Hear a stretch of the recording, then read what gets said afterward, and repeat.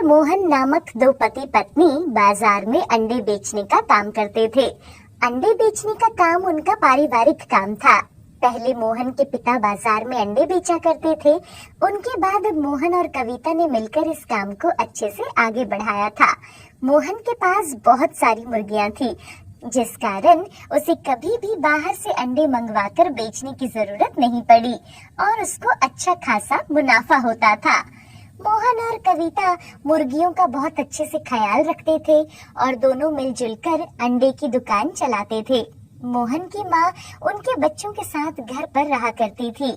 एक दिन मोहन देखता है कि उसकी दुकान के पास एक और अंडे की दुकान खुल गई है। अरे कविता, वो देखो, किसी ने अंडे की दुकान खोली है। हाँ, लेकिन इनको गांव में तो मैंने पहले कभी नहीं देखा। लगता है गांव में नए आए हैं।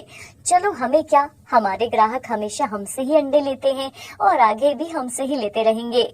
वो अंडे की दुकान मदन नामक आदमी की थी, जो कुछ समय पहले ही अपनी पत्नी के साथ शहर से आया था। मदन देखता है कि सभी लोग अंडे लेने सामने मोहन के पास जा रहे थे और उसके पास कोई भी अंडे लेने नहीं आ रहा था। लगता है मुझे कुछ करना होगा ताकि लोग मुझसे ही अंडे लेने आए। मदन अपनी दुकान के बाहर 5 रुपए के 2 अंडे लिख देता है और बाजार में घूमते हुए लोग जब उसे देखते हैं, अरे भाई, वो अंडे वाला 5 रुपए के 2 अंडे बेच रहा है और मोहन तो 5 रुपए का बस एक ही अंडा बेचता है। चलो चलो, आज इससे ही अंडे लेते हैं। सस्ते अंडे देखकर सभी लोग मदन से अंडे खरीदने लगते हैं। शाम होने तक मदन के सभी अंडे बिक जाते हैं, जिस वजह से बहुत ही कम लोगों ने आज मोहन से अंडे खरीदे थे। अरे, आज तो बहुत सारे अंडे बच गए हैं। इस नए अंडे वाले की वजह से आज हमसे बहुत कम लोगों ने अंडे खरीदे हैं। अरे कोई बात नहीं कविता, काम में तो ये सब चलता रहता है। रात होने पर मदन अपनी पत्नी के साथ बैठकर पैसे गिन रहा था। आज तो अच्छी कमाई हो गई। सस्ते और मुफ्त की चीजों के पीछे लोग पागलों की तरह भागते हैं, लेकिन इतने सस्ते अंडे बेचकर हमें क्या बचेगा? अरे, मैं तो 5 रुपए में 3 अंडे भी बेच सकता हूँ, क्योंकि मैं बाजार से पुराने अंडे ले आता हूँ जो मुझे बहुत सस्ते मिल जाते हैं। तुम्हारी ना इन्हीं हरकतों की वजह से हमें अपना गांव छोड़कर यहाँ आना पड़ा। अब तुम यहाँ पर भी गलत तरीके से काम करोगे। अरे, सही रास्ते में कुछ कमाई नहीं होती। वैसे भी मैं बस अंडे ही तो खरीद कर बेच रहा हूँ। और वो वहाँ से उठकर चला जाता है। अगले दिन मदन और मोहन दोनों अपनी दुकान खोलते हैं। सभी लोग मदन के बजाय आज मोहन से ही अंडे खरीदते हैं। एक आदमी मदन के पास आता है। आइए बाबूजी, कितने अंडे दूं आपको? अरे, मैं कल यहाँ से 10 अंडे लेकर गया था। उसमें से 5 अंडे तो खराब ही निकले और बाकी के 5 अंडे ये लो और मुझे मेरे पैसे वापस दो। अरे बाबूजी, शायद गर्मी से खराब हो गए होंगे। आज तक मोहन भाई ने मुझे एक अंडा भी खराब नहीं दिया। सस्ते के लालच में मैं यहाँ गया था। और मदन उसके पैसे वापस कर देता है। इसी तरह बहुत से लोग मदन के पास आते हैं और उसे बहुत खरी खोटी सुनाते हैं। अब सभी मोहन से ही अंडे खरीद रहे थे और शाम होने से पहले ही उसके सारे अंडे बिक जाते हैं। देखा कविता, आज हमारे सारे अंडे बिक गए। तुम बेवजह ही परेशान हो रही थी। दूसरी तरफ मदन से किसी ने भी अंडे नहीं खरीदे। जब तक ये मोहन यहाँ अंडे बेचता रहेगा, तब तक मेरे से कोई अंडे नहीं खरीदेगा। मुझे इसका कुछ न कुछ करना ही होगा। रात होने पर मदन मुर्गियों के घरों में आग लगा देता है, जिस वजह से मोहन की सभी मुर्गियां मर जाती हैं। अरे, यहाँ आग कैसे लग गई? मैं थोड़ी देर पहले ही तो मुर्गियों को दाना डाल कर गया था। इस हादसे के कारण मोहन और उसके परिवार को बहुत बड़ा झटका लगा था। कविता, ये हमारा पारिवारिक काम था। इसके अलावा तो मुझे और कोई काम नहीं आता। अब हम क्या करें? क्यों ना आप बाकियों की तरह बाहर से अंडे लाकर बेचो। नहीं कविता, अंडे की स्वच्छता के कारण ही लोग हमसे अंडे खरीदने आते थे। अगर अब वो ही नहीं रहेगी तो इतने सालों से जो हमने नाम कमाया था, सब मिट्टी में मिल जाएगा। तो अब हम क्या करेंगे? ऐसे ही सोचते सोचते बहुत दिनों तक वो अपनी दुकान नहीं खोलते और इसका फायदा मदन उठाता था। वो अब अंडे तो अच्छे लाता था, लेकिन महंगे दामों पर बेचता था। मजबूरी में लोग उसी से अंडे खरीदने लगते हैं। दूसरी तरफ जहाँ मुर्गियाँ रहती थी, वहाँ बहुत से पौधे उगने लगे थे। कविता, तुमने ये किस चीज के पौधे लगाए हैं? मैंने तो यहाँ कुछ भी नहीं लगाया, ये खुद ही उग गए हैं। न जाने क्या उग रहा है यहाँ। मोहन अपनी मुर्गियों से बहुत प्यार करता था, इसलिए वो पूरा दिन वहीं बैठा रहता था। आप कब तक घर पर ऐसे ही बैठे रहोगे? माँ जी की दवाई और बच्चों के स्कूल की फीस भी तो देनी है। तुम चिंता मत करो, मेरे पास जो पैसे हैं मैं कल बाहर बाजार से ही अंडे खरीद लाऊंगा। वो मदन अंडे वाला लोगों को बहुत महंगे दाम पर अंडे बेच रहा है। सभी लोग मेरा इंतजार कर रहे हैं। अगली सुबह जब मोहन अपनी मुर्गियों के खेत में जाता है, तो वो देखता है कि सभी पेड़ पहले से बड़े हो गए हैं और उन पर कुछ अंडे की तरह दिखने वाला फल लगा हुआ था। ये क्या हो सकता है? वो उसे जब पौधे से तोड़कर देखता है, अरे ये तो बिल्कुल अंडे जैसा है। अंडे जैसा नहीं, ये अंडा ही है। अरे ये आवाज कहाँ से आ रही है? हम सभी जादुई पौधे हैं जो तुम्हारी मुर्गियों से बने हैं। ये सभी अंडे असली हैं। पौधे को बोलता देख वो घबरा जाता है। क्या क्या ये खाने लायक है?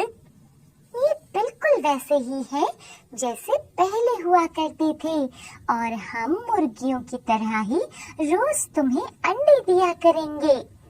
मोहन वहाँ से कुछ अंडे तोड़कर घर लाता है और उन्हें उबालकर खाता है। कविता, तुम भी ये खाकर देखो। ये तो वैसे ही अंडे हैं जैसे हमारी मुर्गियां दिया करती थी। मोहन कविता को सारी बात बताता है और वो खेत से सभी अंडे तोड़कर अपनी दुकान पर बेचने लगता है। मोहन को देखकर सभी लोग वापस उसी से अंडे खरीदते हैं और मदन के पास से कोई अंडे नहीं लेता था। अरे ये फिर से आ गया, लगता है ये मुर्गियां ले आया होगा। आज रात उनका भी काम तमाम कर दूंगा। रात होने पर मदन फिर से उसी खेत में जाता है। अरे यहाँ तो कोई मुर्गी नहीं दिख रही, इसने तो यहाँ पौधे लगा रखे हैं। तभी मदन को पौधे अपनी शाखाओं में जकड़ लेते हैं। अरे अरे ये क्या है? अरे कोई मुझे बचाओ। तभी वहाँ मोहन आ जाता है। मदन, तुम यहाँ क्या लेने आए थे? घबराहट में मदन मोहन को सारी बात बता देता है। मुझे माफ कर दो मोहन, मैंने ही तुम्हारी मुर्गियों के घरों में आग लगाई थी। मुझे माफ कर दो, मैं तुम्हें अपनी शक्ल कभी नहीं दिखाऊंगा। मोहन के बोलने पर पौधे उसे छोड़ देते हैं। मदन दुम दबाकर वहाँ से भाग जाता है और अपनी पत्नी के साथ गांव छोड़कर वहाँ से वो चला जाता है। इसके बाद मोहन और कविता का काम अच्छे से चलता रहता है। मोहनपुर गांव में तुकीराम नाम का एक गरीब किसान रहता था। वो अपनी बीवी राधा और एक छोटे बेटे के साथ रहता था। धन संपत्ति के नाम पर उसके पास एक छोटा सा खेत था, जहां वह मटर की खेती किया करता था। तुकीराम हर सुबह हल लेकर खेत की तरफ निकल जाता था। खेती से जो कुछ भी फसल होती थी उसे वह शाम में बेचकर जैसे तैसे अपना गुजारा करता था। दूसरी तरफ तुकीराम के घर के बगल में कालूराम का घर था। वह एक चरवाहा था। कालूराम के पास 2 बकरियां थी जिससे वह कमाई करता था। कालूराम बड़ा धूर्त और आलसी आदमी था। अपनी आलस की वजह से कालूराम ने अपने खेत को बर्बाद कर दिया था, इसलिए वह तुकीराम की मेहनत से जलता था। तुकीराम के खेत में उगी फसल को देखकर कालूराम को खूब जलन होती थी, इसलिए धूर्त कालूराम हर रात में चुपके से अपनी दोनों बकरियों को उसके खेत में छोड़ आता था। रात भर में बकरियां मटर की फसल को खाकर खराब कर देती थीं। अगली सुबह जब तुकीराम उठकर खेत जाता तो कुछ ही फसल सही सलामत रहती थी। हे भगवान, हे मोरी फूटी किस्मत, मेरी फसल कौन बर्बाद कर रहा है? तुकीराम बची कुची फसल को ही बाजार लेकर जाता था और उसे बेच देता था। उसके बदले में उसे बहुत कम पैसे मिलते थे। दूसरी तरफ कालूराम को ये सब देखकर बहुत खुशी होती थी। वो हर रात अपनी बकरियों के लिए चारे का इंतजाम तुकीराम के खेत से ही कर दिया करता था। उस तुकीराम के बच्चे को कभी भी पता नहीं चलेगा कि उसके मटर कौन खा जाता है। दिन ऐसे ही बीतते जाते हैं। फसल कम होने के कारण तुकीराम की गरीबी बढ़ती जाती है। एक दिन तुकीराम के घर में बस एक दिन का ही राशन बचा है। अगर कल सुबह अच्छी कमाई नहीं हुई तो खाने के भी लाले पड़ जाएंगे। राधा, भगवान जाने हमारे खेत पर किसकी बुरी नजर है। अभी जो कुछ भी है उसे पका लो, कल से मैं कुछ देखता हूँ। इतना सुनकर राधा घर में बचे कुचे राशन से खाना बना देती है। जैसे ही वे सब खाने के लिए बैठते हैं कि तभी उसके दरवाजे पर खटखटाने की आवाज आती है। तुकीराम उठकर दरवाजे के पास जाता है तो वो देखता है धूल से सनी फटे चिटे कपड़े पहनी हुई एक गरीब बुढ़िया वहाँ खड़ी थी। बेटा, एक गिलास पानी पिला दो, बहुत प्यास लगी है। तुकीराम उस बूढ़ी अम्मा की बात सुनकर घर के अंदर आ जाता है और पानी लेकर आता है। बूढ़ी अम्मा पानी पी लेती है। उसके बाद वो कहती है, बेटा, अगर तुम्हारे घर में कुछ है तो इस गरीब बुढ़िया को एक सूखी रोटी ही दे दे, भूख से चला भी नहीं जा रहा है। ये सुनकर तुकीराम को उस बुढ़िया पर बहुत दया आती है। वो उस बुढ़िया को प्रेम से अपने घर के अंदर ले आता है और अपने लिए परोसी गई थाली उस बुढ़िया को दे देता है। बूढ़ी अम्मा प्यार से भरपेट खाना खाती है। खाना खाने के बाद बूढ़ी अम्मा बहुत खुश हो जाती है। वह तुकीराम और उसकी पत्नी को खूब आशीर्वाद देकर उस घर से चली जाती है। उधर तुकीराम और उसकी पत्नी भूखे ही रह जाते हैं। तुकीराम कहता है, राधा, जो कुछ भी बचा है मुन्ने को भरपेट खिला दो, मैं एक बार खेत देख कर आता हूँ। तुकीराम खेत में जाकर मटर की फसल को एक बार देख आता है। फसल बर्बाद होने के कारण खेत के थोड़े ही हिस्से पर फसल उगी रहती है। वह निराश होकर घर आता है और सो जाता है। अगली सुबह तुकीराम हर रोज की तरह खेत जाता है। जैसे ही वो वहाँ पहुँचता है कि खेत देखकर उसके होश उड़ जाते हैं। पूरे खेत में मटर की हरी भरी फसल लहराती रहती है। ये देखकर तुकीराम खुशी से उछल पड़ता है। वह खुशी के मारे नाचने लगता है। भगवान, ये तो चमत्कार ही हो गया। ऐसी फसल तो आज तक इस खेत में नहीं उगी। उस दिन वो सारे फसल की कटाई करके उसे बाजार में बेचकर अच्छी कमाई करता है और घर आ जाता है। दूसरी तरफ कालूराम को ये सब देखकर भरोसा नहीं होता। वह मन में सोचता है, अरे मैं तो बकरियां छोड़ आया था, फिर इस तुकीराम की फसल बच कैसे गई। कालूराम तुकीराम की खुशी देख देख कर परेशान होने लगता है। दूसरी तरफ तुकीराम का खेत हर सुबह अपने आप मटर की फसल से भर जाता है। वह हर रोज मटर बेचकर खूब कमाई करने लगता है। कालूराम हर रोज की तरह रात के अंधेरे में अपनी दोनों बकरियों को तुकीराम के खेत में छोड़ देता है। इसके बाद वह अपने खेत में टहलने लगता है। तभी अचानक से उस खेत के बीच से बहुत तेज रोशनी होती है। उस रोशनी को देखकर कालूराम डर जाता है और थोड़ा पीछे छिपकर देखने लगता है। वह रोशनी धीरे धीरे कम होती है और उस जगह एक सुंदर सी परी आ जाती है। वह परी अपनी जादुई छड़ी घुमाती है कि तभी उस छड़ी से गोल गोल मटर के दाने निकलने लगते हैं।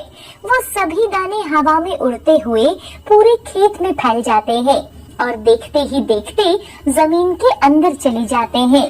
उनकी जगह पर खूब सारे मटर के दानों से भरी लताएं उगाते हैं। उन फसलों के बीच वह परी खुशी से नाचने लगती है। ये सब देखकर कालूराम को अपनी आंखों पर भरोसा ही नहीं होता। उसके मन में लालच आ जाता है। वह परी से छिपकर उसकी छड़ी चुराने का मन बना लेता है। परी अपने नाच में मगन थी कि तभी कालूराम खेत के बीचों बीच आ जाता है और वहाँ रखी जादुई छड़ी को लेने की कोशिश करता है कि तभी वो छड़ी उड़कर परी के हाथ में चली जाती है। कालूराम की हरकत देख परी काफी गुस्से में आ जाती है। वह कालूराम के बारे में जादुई शक्ति से सब जान जाती है। अच्छा, तो वो धूर्त तू ही है जो भोले भाले तुकीराम की फसल बर्बाद करता है। तुझे मैं जादू से पत्थर बना दूंगी परी मंत्र पढ़कर उसे पत्थर बना देती है। उस रात न जाने तुकीराम भी अपनी मटर की फसल की सच्चाई देखने के लिए खेत पहुंचता है। वह परी को ये सब करते हुए देख लेता है। मैंने सब देख लिया है जादुई परी, तुम्हारा बहुत बहुत शुक्रिया। तुमने मुझ गरीब के सूने खेत को भरकर मेरे सारे संकट ही दूर कर दिए। पर कालू राम मेरा पड़ोसी है, उसे माफ कर दो। आप उसे पहले जैसा फिर से बना दो। परी तुकीराम के भोलेपन से बहुत खुश हो जाती है। वह कालू राम को पहले जैसा बना देती है। कालू राम अपनी गलती पर पछतावा करते हुए दोनों से माफी मांगता है और अपनी बकरियों को लेकर वहाँ से चला जाता है। इधर परी अपनी बुढ़िया बनने वाली बात तुकीराम को बताती है और कहती है, तुकीराम, तुम एक बहुत अच्छे इंसान हो। मैं तुम्हारी परीक्षा ले रही थी। तुम दयावान हो। मैं तुम्हें जादुई मटर के दानों से भरी ये पोटली दे रही हूँ। ये कभी खत्म नहीं होगी और इससे तुम मनचाही खेती कर सकते हो। तुकीराम को थैली देकर परी गायब हो जाती है। तुकीराम के जीवन से अब सारे संकट खत्म हो जाते हैं और वह खुशी खुशी अपने